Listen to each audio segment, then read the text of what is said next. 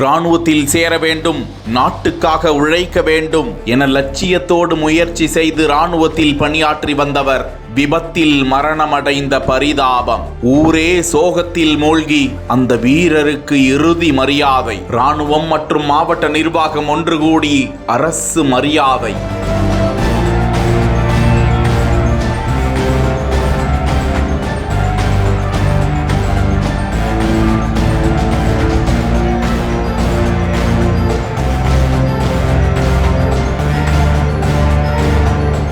தென்காசி மாவட்டம் கடையநல்லூர் தாலுகா தலைவன் கோட்டையை சேர்ந்தவர் பாலசுப்ரமணியன் என்பவருடைய மகன் 24 வயதுடைய சதீஷ்குமார் இந்திய ராணுவத்தில் சேர்ந்து தற்போது அருணாச்சல பிரதேசத்தில் பணியாற்றி வந்தார். விடுமுறைக்காக தனது சொந்த ஊரான தென்காசி மாவட்டம் தலைவன் கோட்டைக்கு வந்திருந்த நிலையில் தனது நண்பரை சந்திப்பதற்காக இருசக்கர வாகனத்தில் நெல்லை சென்று கொண்டிருந்த போது பொன்னாக்குடி என்ற பகுதியில் சாலை பணி நடந்து கொண்டிருப்பதை கவனிக்காமல் அங்கு போடப்பட்டிருந்த பேரிகார்டு மீது வேகமாக மோதி விபத்துக்குள்ளானதில் படுகாயமடைந்த சதீஷ்குமார் சம்பவ இடத்திலேயே உயிரிழந்து போனார். நெல்லை காவல்துறையினர் அவரது உடலை மீட்டு அரசு மருத்துவமனைக்கு அனுப்பி வைத்து வழக்கு பதிவு செய்து விசாரித்து வந்த நிலையில் அவரது உடல் உடற்கூறு ஆய்வு செய்யப்பட்டு சொந்த ஊரான தலைவன் கோட்டைக்கு எடுத்து வரப்பட்டது. அப்போது ஊரே கூடி உறவுகளுடன் கதறி துடித்தது, காண்போரை பதறச் செய்தது. தொடர்ந்து இராணுவ மரியாதையுடன் அவரது உடலுக்கு இறுதிச் சடங்குகள் நடந்து உடல் தகனம் செய்யப்பட தலைவன் கோட்டையே பெரும் சோகத்தை தழுவியிருக்கிறது.